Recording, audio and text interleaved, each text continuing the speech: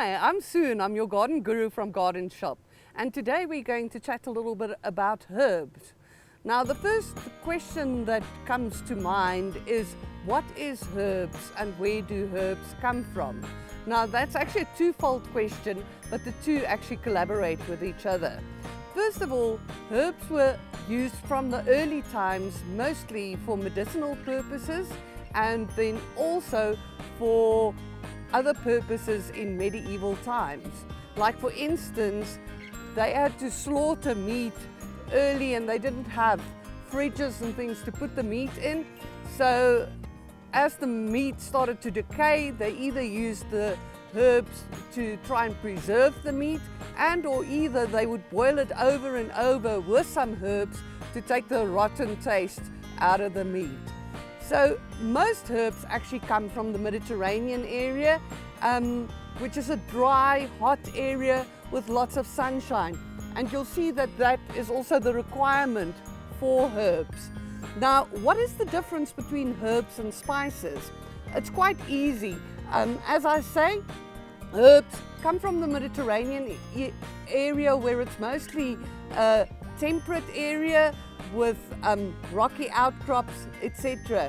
And they usually do have pretty cold winters, whereas spices come from tropical areas. So one would say that basil, for instance, is a herb, whereas something like ginger is rather a spice because it's a tropical plant that comes from the tropical regions.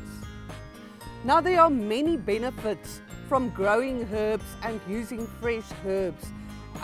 Not only does it spice up your cooking no end, and you will come out a super chef on the other side because you will astound people with all those lovely tastes that you put into the food, but it also has health benefits, medicinal benefits. It also helps to repel insects and pests. So there are very many uses for herbs in the world, and all the specific herbs have very specific qualities which we can utilize for that reason.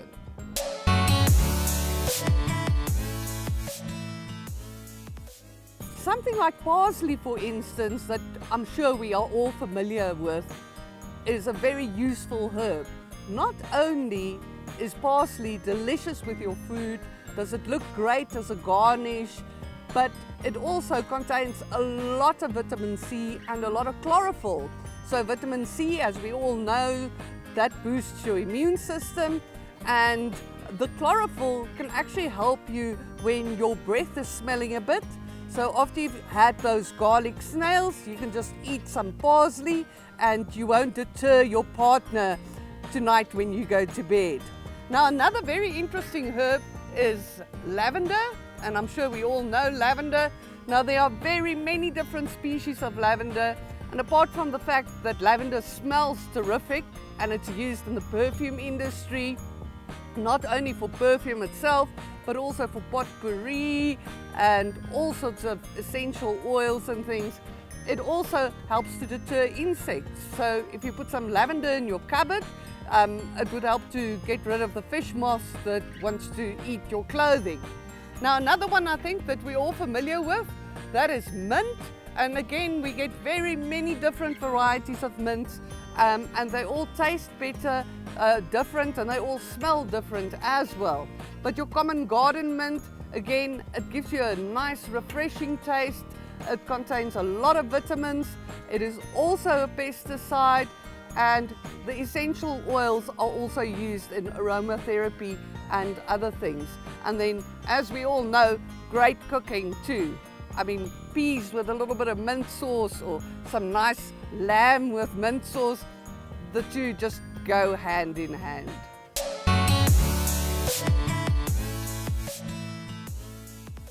Must always be very careful when we work with herbs, especially when we use it for medicinal purposes. A lot of herbs that are used for medicinal purposes can be overdosed, and it's usually not advisable for pregnant women to take those type of medicines, and for children or people that are frail. So if you do use herbs for medicinal purposes, please do make sure that you do your homework very, very carefully, follow recipes accurately, and don't do anything out of the ordinary.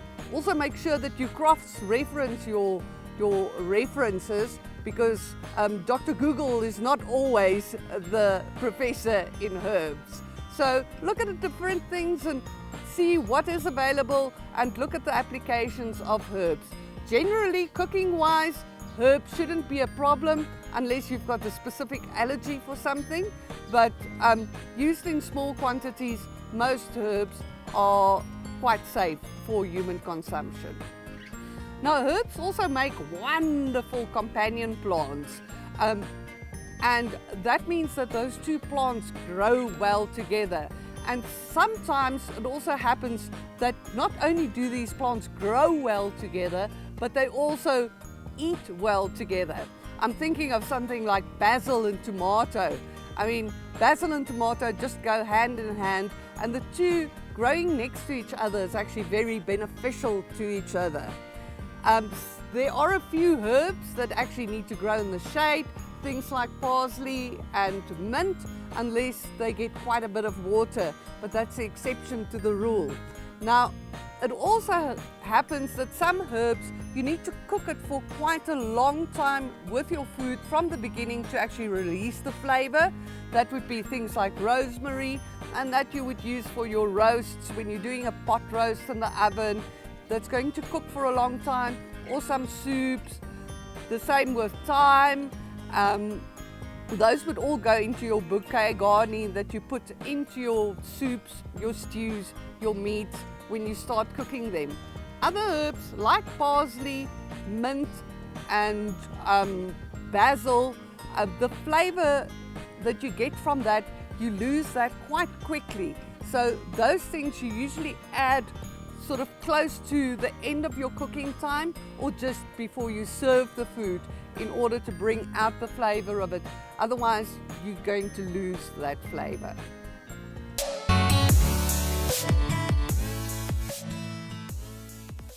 Now, people often ask the question, is it good to use dried herbs, or do you prefer fresh herbs?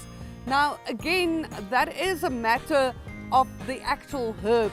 But as a rule of thumb, fresh herbs are far more active than dried herbs. For instance, something like basil, as I've mentioned, it loses its flavor quite quickly. And you can use a whole bottle of dried basil and you will still not get that basil flavor. Whereas something like rosemary, you would get more flavor out of a bottle of dried herbs, but it still is better when it's a fresh herb. Now, another interesting thing is too, there are ways that we can preserve our herbs so that we can use it in our cooking if we don't have the fresh herbs available. And I'm talking here especially about our annual herbs, like basil, for instance, which dies back in winter.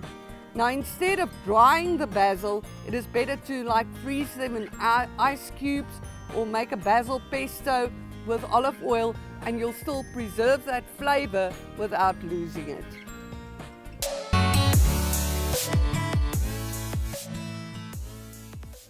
The best herbs to start off with is the ones that you use frequently.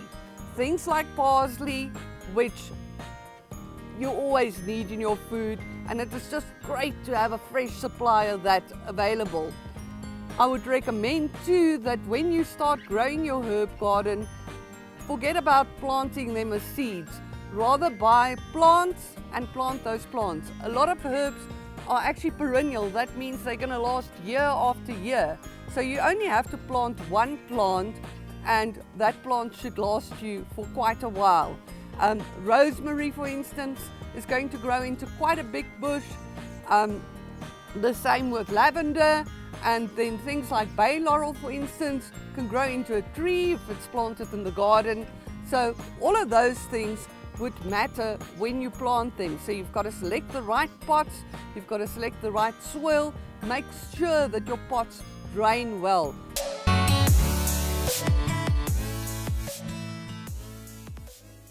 Now, as I've said, most herbs coming from the Mediterranean area, and they want full sun and well-drained soil, does not do very well as indoor plants. Now, it is fashionable to have some herbs up on your kitchen windowsill so that it's ready there for you for the use. Now, if you want to do that, as I've said, it's not a good position for herbs. What I recommend then is plant 2 or 3 of every herb, and then on a weekly basis rotate the pots from inside the house to outside, where they can get enough sun and where they can get all the lovely things that nature has to offer, while you're putting the rotation pots in your windowsill, and then next week you just swap it around again, and that way you can make sure that you've got fresh herbs in your kitchen all along.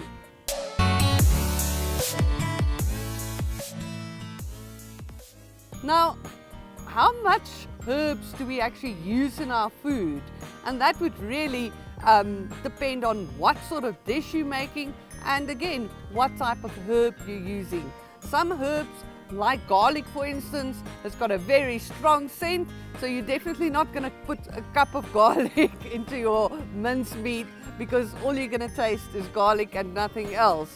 So things like garlic that's got a very strong, pungent taste, those things you would also sort of bring down a little bit. Some other herbs I can't ever get enough of. I mean, like basil, I will throw loads of basil into my spaghetti bolognese. If I've got 2 cups of spaghetti bolognese, I will put in 2 cups of basil, and I will even still put some on top. Now, I make a lovely dish with rosemary and some minute steak, which I cook in wine, and some onions, and then put lots of cream over it. And for that, I actually use like half a cup of chopped rosemary that I fry in with the onions in the butter right from the beginning. Again, the butter also brings out the volatile oils in the rosemary, so it makes that taste stronger, and you can really taste it. So as I say, it really depends on what you're cooking and what is the taste that you require in your cooking, and what is your personal taste in terms of things on how much of whatever plant it is you're going to use. Now, harvesting your herbs is also an interesting point, and people sometimes say, how often can I harvest my herbs? And again, it's going to depend on what plants it is, how big your plants are at the time, and how much you require for your cooking. So I think one would sort of estimate how much you're going to need. Me, for instance, I plant loads and loads and loads of basil, because I always need basil, and I always need parsley, and I always need chives. So I've got a good source of that, and I harvest that virtually every day of my life. But I've got enough plants to actually sort of sustain me. Things like lavender, for instance, will grow into a very big bush, and the more you actually prune it, the tighter the bush will become, and the more dense the bush would become, and the more you would be able to use it. So depending on how big your plants are and how much it is that you need, that will require when you can harvest or not harvest. As I said, it's important when you plant your herbs, please make sure you've got a sunny position for them where they can grow, and where the sun is adequate for those plants. Also make sure that your soil is well drained. Herbs don't like waterlogged areas. So if you're using pots, you would use well-drained pots. You would put some stone at the bottom of the pots, and you would use a good quality potting soil for those pots. Don't ever use garden soil for pots, because garden soil compacts, and eventually the plants can't grow very well, and the roots can't absorb the nutrients in that type of soil. Now, also something to remember is when you've planted plants in pots, you need to feed them, because the nutrients and the food sort of leaches out of the pot and that plant, the roots can't go anywhere to go and look for food. So it's important that you give those plants a good substitute of food, something like an organic nitrosol, for instance, which contains everything that plants need in the liquid that you then pour over the pots.